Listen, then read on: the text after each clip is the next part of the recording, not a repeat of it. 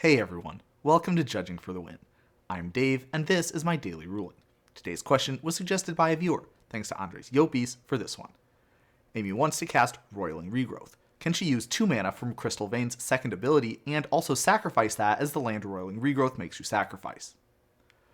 Okay, so the first thing that I want to point out is the difference between Roiling Regrowth and the related card Harrow. Notice that Harrow specifically says that you're sacrificing the land as part of the cost to cast that spell, whereas Roiling Regrowth leaves this out.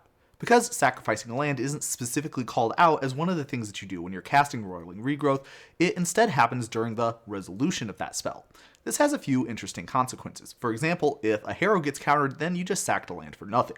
But if Roiling Regrowth is countered, then you don't get to search it for anything, but you also don't have to sacrifice either, because those are both effects of the spell.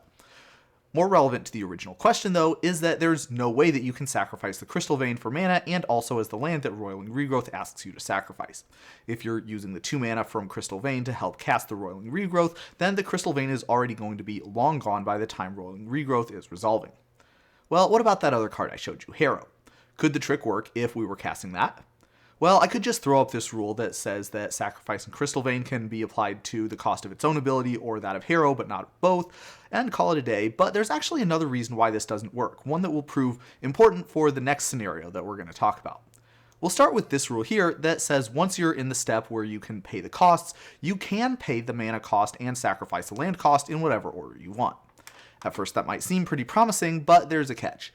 You cannot pay the mana until after you've activated the Crystal Vein's ability, and the step where you're allowed to activate abilities to generate mana happens before the step where you actually pay the costs. That means that if you're making 2 mana with Crystal Vein, you would have to sacrifice it to do that before the spot where you're asked to sacrifice a land to cast Harrow. So again, there's no way for this trick to work out. Ready for one last challenge question to test your understanding? Let's say we don't have a Crystal Vein. We have this Gemstone Mine instead. That's down to our last mining counter. Is it possible to tap Gemstone Mine for mana and also sacrifice it to Harrow? Let's start with the good news. Gemstone Mine has the sacrifice it part of its ability after the colon. That means that, unlike with Crystal Vein, you don't sacrifice it as part of the cost to activate the ability. Rather, it's one of the effects that happens when this ability resolves, just like adding the mana. Unfortunately, that's where the good news stops. Just like in the previous example, you would need to tap this for mana before the part in the process of casting a spell where you pay for the costs. But that means that you would have to sacrifice it before you get to that part where Harrow asks you to sack a land.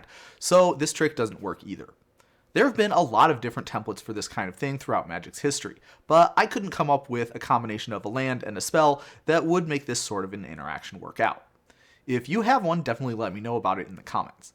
But that's all I have for you today. How did you do? Join me again next time for another daily ruling, but until then, I hope you have a great day.